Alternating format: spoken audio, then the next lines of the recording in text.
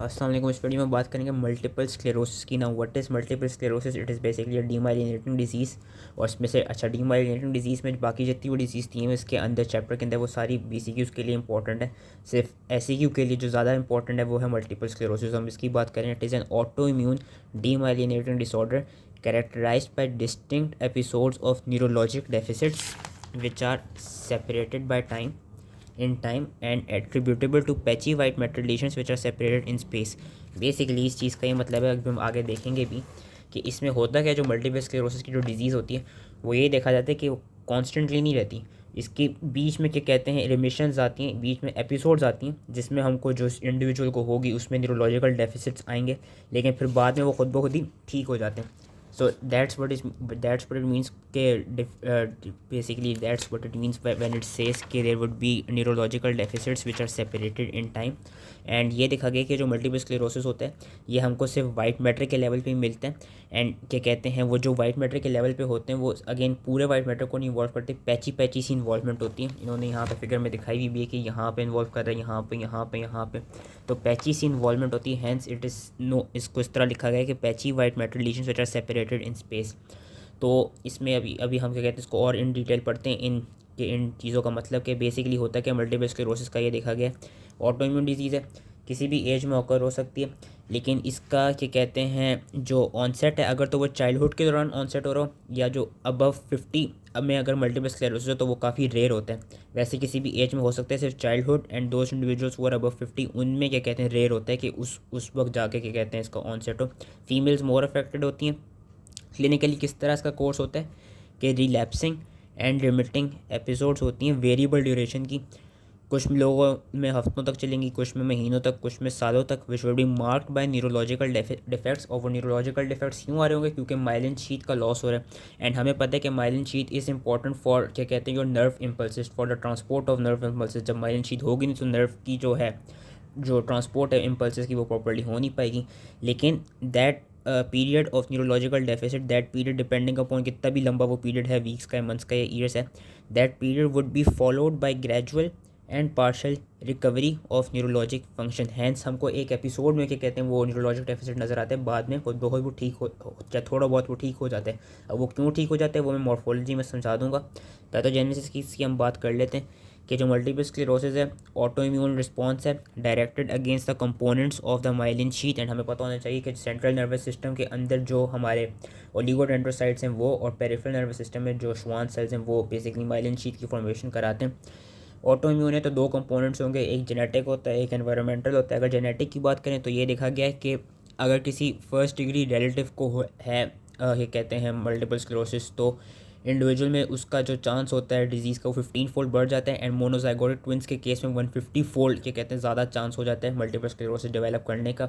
कुछ specific HLA की जो जीन जेनेटिक्स की बात अगर की जाए, कुछ स्पेसिफिक DR हैप्लोटाइप्स देखी गई हैं विच कॉजेज़ मल्टीपल स्क्लेरोसिस। एंड ये भी देखा गया कि कुछ इंडिविजुअल्स में इंटरल्यूकिन 2 और इंटरल्यूकिन 7 की जो रिसेप्टर की जो जीन्स होती हैं उनमें कोई पॉलीमॉर्फिज्म से, उनमें कोई म्यूटेशन या उनमें कोई जेनेटिक प्रीडिस्पोजिशन मिलती है जिसकी वजह से उन इंडिविजुअल्स में मल्टीपल स्क्लेरोसिस हो जाता है।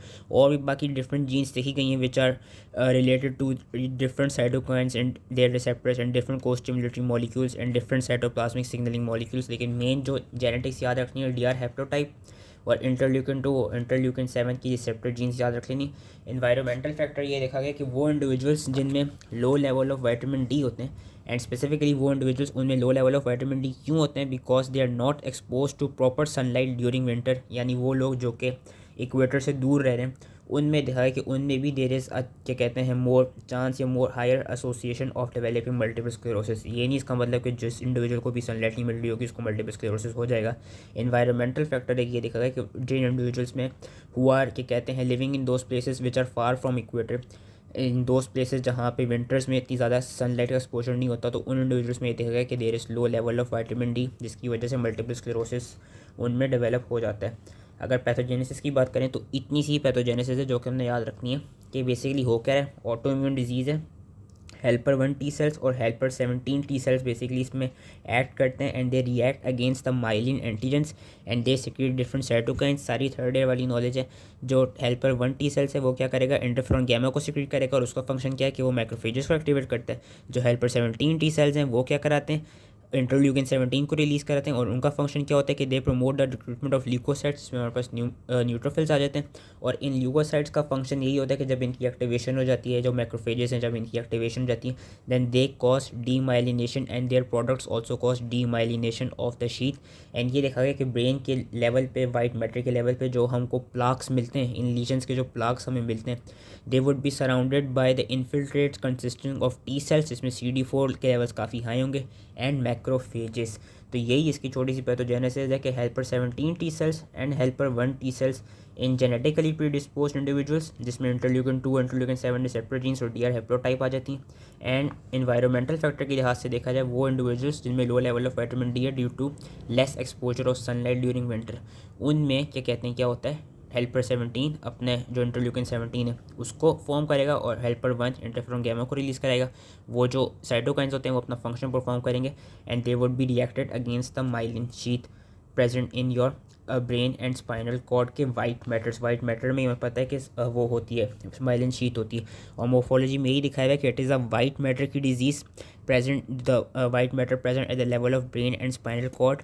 अब जो फ्रेश सा लीजन होगा जिधर अभी चल रही होगी, that lesion would be firmer than surrounding, उसकी कंसिस्टेंसी बहुत फर्म होगी compare to the surrounding white matter, hence it is known as sclerosis. And since ये हमको मल्टीपल साइड्स में मिलता है, सिर्फ एक जगह पे नहीं मिलता, मल्टीपल साइड्स पे इस तरह की फर्म सी कंसिस्टेंसी मिल रही होती है, जिसकी इसकी वजह से ही इस डिज़ीज़ को हमने नाम दिया है मल्टीपल स्क्लेरोसिस। सिर्फ स्क्लेरोसिस नहीं, मल्टीपल स्क्लेरोसिस नाम दिया गया। एंड ये जो मल्टीपल स्क्लेरोसिस के लीजन्स होते हैं, they are well circumscribed, they are depressed, they are glassy, great and irregularly shaped plaques, जिनकी इन्होंने ये एरोस से दिखाई हुई है। जो एरिया ऑफ डीमाइलिनेशन होगा, it would have sharply defined borders as again we can see it from here. And ये देखा गया कि जो साइज़ होगा वो वेरी कर सकता है, या तो इतना छोटा होगा मल्टीपल स्क्लेरोसिस का लीजन कि हमको माइक्रोस्कोप के थ्रू डिटेक्ट करना पड़ेगा, या इतना बड़ा होगा कि हमको प्लाक्स की फॉर्म में मिल रहा होगा। अब प्लाक्स यूजली फॉर्म किधर होते हैं, उनकी साइड याद रख लेनी। मोर कॉमनली जो प्लाक्स की फॉर्मेशन होती है, they occur adjacent to the lateral ventricles. इसके अलावा और कहाँ पे प्लैक्स बन सकते हैं, corpus callosum, optic nerve, optic chiasma, brain stem, ascending and descending fibre tracts, cerebellum और स्पाइनल कॉर्ड। इन जगहों पे हमारे पास मल्टीपल स्क्लेरोसिस के जो प्लाक्स हैं वो बन सकते हैं। And if they grow in size they can extend into the grey matter as well. Microscopically हमको क्या मिलता है, जो एक्टिव प्लाक होता है, यानी अभी जिधर एक्टिव लीजन हो रहा है, एक्टिवली क्या कहते हैं बेसिकली वहाँ पे भी ऑन गोइंग माइलिन शीथ का ब्रेकडाउन हो रहा है, उधर क्या होगा कि सिंस अभी वहाँ पे इन्फ्लेमेशन चल रही है, ये वाला प्रोसेस चल रहा है, तो वहाँ पे हमको क्या मिलेगा, अबंडेंट फोमी मैक्रोफेजेस मिलेंगे और आउटर एजेस पे हमको लिम्फोसाइट्स की प्रेजेंस मिलेगी। एंड ये नज़र आता है कि जो एक्टिव लीजन्स होते हैं उनमें जो माइलिन होती है वो यूजुअली कम्प्लीटली एब्सेंट होती है या बहुत लिटल होती है, क्योंकि वहाँ पे क्या हो रहा होता है, ये फोमी मैक्रोफेज और लिम्फोसाइट आके उसको ख़त्म कर रहे होते हैं। लेकिन ये याद रखना है कि जो एक्टिव प्लाक्स होंगे उनमें जो एक्सॉन्स होते हैं नर्व्स के, they are relatively preserved. Eventually क्या होता है, एस्ट्रोसाइट्स जो होते हैं they undergo reactive changes, and since जैसी टाइम बढ़ता रहता है, होता क्या ये एक्टिव प्लाक कन्वर्ट होता है इनएक्टिव प्लाक में। अब एक्टिव प्लाक इनएक्टिव प्लाक से डिफरेंस के तरह डिफरेंस क्या होता है, बेसिकली ये होता है कि जब वो जो मैक्रोफेजेस थे, वो जो लिम्फोसाइट्स थे, जब उन्होंने कम्प्लीटली माइलिन शीट को ख़त्म कर दिया, देन वो इन्फ्लेमेटरी इन्फिल्ट्रेट जो है वो भी उस जगह से चला जाएगा। तो hence that plaque would be known as inactive plaque के जो इन्फ्लेमेटरी सेल्स होंगे, they would slowly disappear after eating up या after breaking down all of the myelin sheath components. In inactive plaque हमको there would be no macrophage seen, there would be little or no myelin sheath, there would be reduction in the number of oligodendrocyte nuclei। oligodendrocyte का ही काम होता है कि वो myelin की generation कराते हैं। रिएक्टिव ग्लायोसिस मिलेगा एंड जो डिफरेंशिएटिंग पॉइंट मिलेगा वो ये कि हमको एक्टिव में एक्सॉन्स प्रिजर्व मिल रहे थे, वेयर एज हमको इनएक्टिव में जो एक्सॉन्स होंगे वो भी डिमिनिश्ड मिलेंगे नंबर में।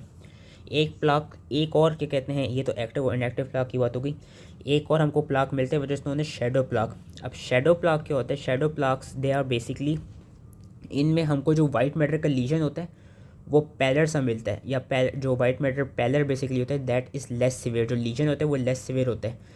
एंड उसमें हमको abnormally thinned out myelin sheets नज़र आ रही होती हैं, कि माइलिन शीट नॉर्मल स्ट्रक्चर नहीं नज़र आ रहा, एब नॉर्मल स्ट्रक्चर उसका नज़र आ रहा है और बहुत थिन सा स्ट्रक्चर नज़र आ रहा होता है आउटर एजेस पे। वो हमें क्यों मिल रहा होता है? वो हमें इसलिए मिल रहा होता है क्योंकि फॉर सम टाइम जब ये चल रही होती है, ऑटोइम्यून रिएक्शन चल रहा होता है, जो ओलिगोडेंड्रोसाइट्स वहाँ पे प्रेजेंट होते हैं, जो सर्वाइविंग ओलिगोडेंड्रोसाइट्स वहाँ पे प्रेजेंट होते हैं, वो क्या करा रहे होते हैं?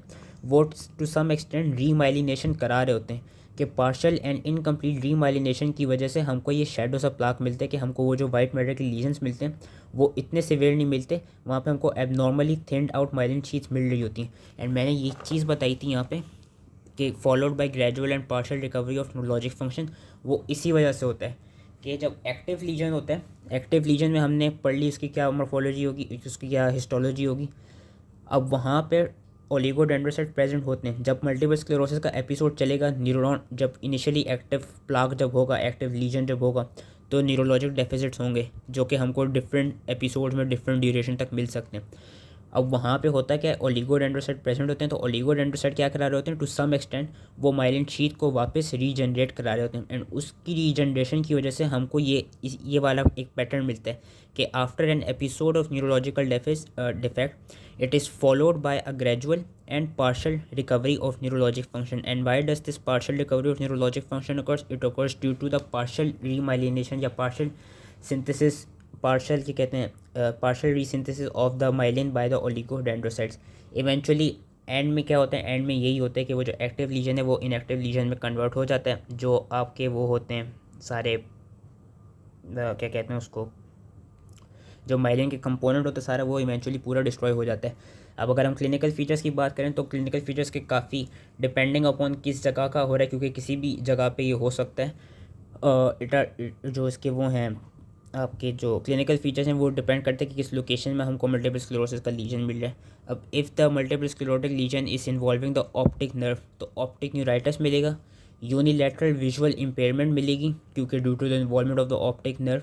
एंड सबसे जो इनिशियल सिम्टम होता है वो यही होता है। लेकिन अगेन इसका याद रखना है कि ये नहीं कि जिसको भी ऑप्टिक न्यूराइटिस हुआ उसको मल्टीपल स्क्लेरोसिस होगा। मल्टीपल एपिसोड्स रिक्वायर्ड होती हैं, like around 7 to 8 episodes required होती हैं, ताकि हम प्रॉपर्ली फिर डायग्नोज कर सकें कि अच्छा इस बंदे में मल्टीपल स्क्लेरोसिस है।